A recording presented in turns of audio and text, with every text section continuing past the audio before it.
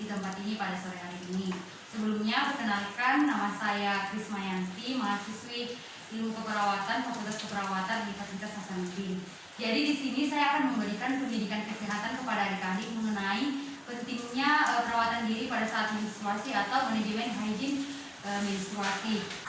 Baiklah adik-adik, apakah adik-adik tahu mengenai bagaimana cara untuk menjaga kebersihan diri pada saat menstruasi?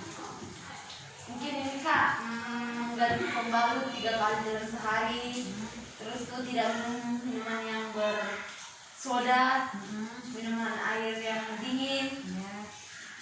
Terus Yang lain tambahan atau tidak ada? tidak boleh keramas, Ya, apalagi? tidak berhubungan seksual. Nah, jadi itu yang sudah adik-adik ketahui ya. Ada yang tahu kenapa kita harus menjaga kebersihan diri pada saat menstruasi? Saya Kak, mungkin supaya tidak terhindar dari penyakit, contohnya itu tidak iritasi, tidak kanker. Nah, jadi pemahaman adik-adik sekarang sampai begitu ya. Ya Kak.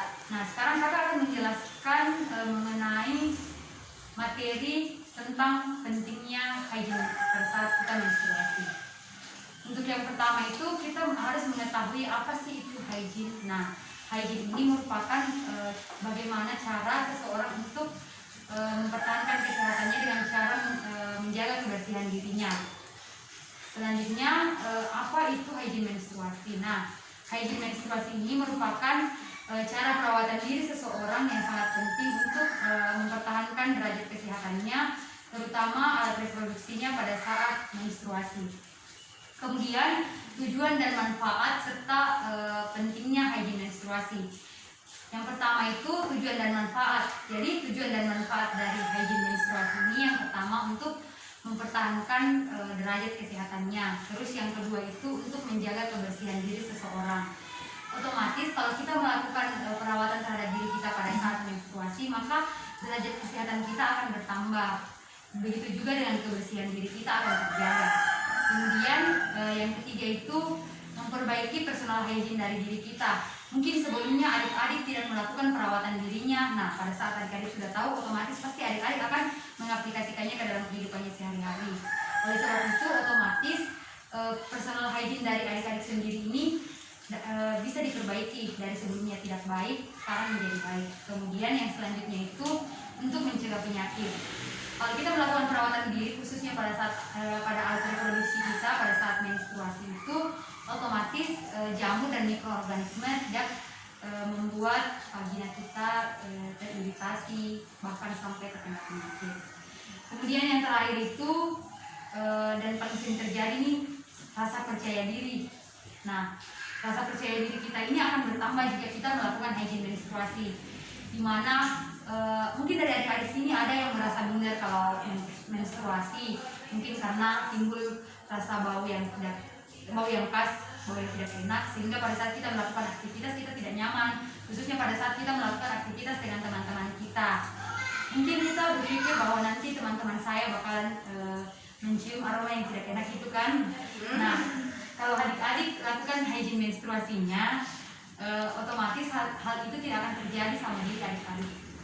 Kemudian pentingnya melakukan hygiene menstruasi ini itu yang utama untuk mencegah kita agar tidak terkena penyakit, bahkan sampai penyakit serius. Karena penyakit-penyakit itu timbul dari jamur, mikroorganisme lainnya yang bahkan bisa membuat perempuan sampai terkena kanker rahim jika dibiarkan secara terus-menerus. Kemudian hal-hal yang perlu diperhatikan, yang perlu dilakukan pada saat kita menstruasi. Ini merupakan manajemen hygiene-nya ya adik-adik. Jadi yang pertama itu perawatan kulit dan wajah. Kita tahu bersama bahwa remaja-remaja itu banyak mengalami gangguan di mukanya pada saat dia haid, seperti timbul jerawat dan lain-lain. Nah, kalau kita melakukan perawatan kulit dan wajah ini seperti cuci muka 2-3 kali sehari, dapat membantu mencegah untuk tidak timbul jerawat seperti itu ya adik-adik. Kemudian yang kedua, menjaga kebersihan rambut. Ini mungkin adik-adik selalu mendengar mitos di luar sana bahwa kalau kita menstruasi itu kita tidak boleh mencuci rambut. Ya betul adik-adik? Kak, betul. Nah, itu keliru ya adik-adik. Ya. Jadi bisa kita bayangkan kalau misalnya adik-adik haid selama 1 minggu, berarti otomatis adik-adik tidak mencuci rambutnya juga selama 1 minggu, ya kan? Iya. Nah, kalau adik-adik melakukan aktivitas, maka kepala kita ini akan berminyak, terus berkeringat. Nah, itu akan membuat timbul ketombe di kepala kita. Jadi itulah mengapa kita perlu melakukan kebersihan rambut.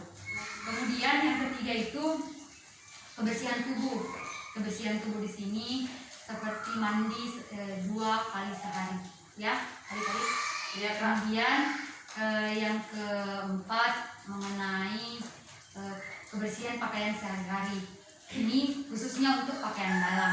Jadi adik-adik harus memperhatikan pada saat akan memakai pakaian dalam itu pastikan dalamnya itu kering dan juga pakai pakaian dalam yang menyerap keringat karena pakaian yang lembab itu akan menyebabkan timbulnya jamur. Ya, kembali lagi tadi jamur dapat menyebabkan penyakit seperti itu. Kemudian yang kelima itu penggunaan pembalut. Ini penggunaan pembalut pastikan adik-adik itu memilih pembalut yang memiliki daya serat yang baik, terus juga yang tidak mengandung gel karena gel ini biasanya dapat menimbulkan iritasi pada vagina. Setelah itu mengenai cara penggunaan pembalut itu kita menggunakan pembalut atau kurang lebih 4 sampai 5 jam saja. Jadi setiap 4 sampai 5 jam mungkin pembalutnya bisa diganti dengan pembalut yang baru walaupun belum banyak darahnya atau masih sedikit ya seperti itu. Kalau sudah waktunya lebih baik diganti agar lebih higienis. Kemudian cara yang kita lakukan untuk membersihkan alat reproduksi kita pada saat menstruasi. Nah, yang pertama itu pastikan kita mencuci tangan dengan air dan sabun sebelum menyentuh dan sesudah menyentuh area kemaluan. Terus yang kedua membasuh dengan menggunakan air yang bersih. Yang ketiga membasuh dari arah depan ke belakang pada saat buang air kecil ataupun buang air besar. Nah, cara membersihkan area kemaluan ini juga berlaku ketika kita tidak menstruasi. Jadi setiap kita membasuh alat kelamin itu caranya seperti itu ya adik-adik. Karena kalau kita membasuhnya dari depan ke belakang, otomatis mikroorganisme, contohnya mikroorganisme dari anus dapat masuk ke dalam vagina sehingga dapat menimbulkan penyakit bagi kita perempuan. Selanjutnya dampak yang timbul jika kita tidak melakukan hygiene menstruasi. Nah, di sini dampak yang kita rasakan itu seperti timbul keluhan gatal-gatal, iritasi pada vagina, kemudian bisa juga keputihan yang berlebih, dan juga jika tidak ditangani dengan baik maka akan menimbulkan penyakit yang serius seperti kanker rahim. Jadi mungkin itu materi yang bisa kakak sampaikan. Di sini kakak punya brosur.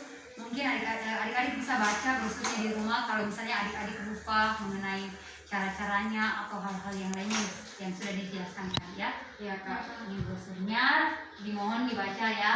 Silakan. Baiklah adik-adik, sekarang saya akan membuka sesi tanya jawab. Apakah dari adik-adik ada yang ingin bertanya, mungkin ada yang kurang dipahami atau yang lainnya, silakan ditanyakan. Saya, Kak, Iya. apakah pada saat menstruasi kita bisa membersihkan daerah kemaluan dengan sabun? Terima kasih. Apakah ada yang lain? Atau saya jawab dulu ya pertanyaannya. Nah, pertanyaannya itu mengenai apakah boleh membersihkan daerah kemaluan dengan sabun. Tindakan ini merupakan tindakan yang kurang tepat ya adik-adik karena sabun itu memiliki pH yang tinggi sehingga jika kita menggunakan sabun untuk membersihkan area kemaluan kita pada saat menstruasi maka akan membunuh bakteri-bakteri baik yang terdapat di vagina. Jadi untuk penggunaan sabun pada saat menstruasi ini sangat tidak dianjurkan ya. Iya, Kak. Apakah masih ada yang ditambahkan lagi atau masih kurang dimengerti? Mengerti. Untuk pertanyaan selanjutnya apakah masih ada deh? Saya, Kak. Ya silakan. Apakah boleh mencukur bulu kemaluan saat menstruasi? Mengenai apakah boleh mencukur bulu kemaluan saat menstruasi, menurut referensi yang kakak baca itu tidak tepat karena pada saat menstruasi risiko tinggi untuk infeksi itu sangat tinggi. Jadi jika ditambah dengan penghilangan atau pencukuran bulu kemaluan, maka risiko infeksi itu akan semakin meningkat. Apakah bisa dipahami? Bisa Kak, bisa. Apakah masih ada yang ingin ditanyakan lagi?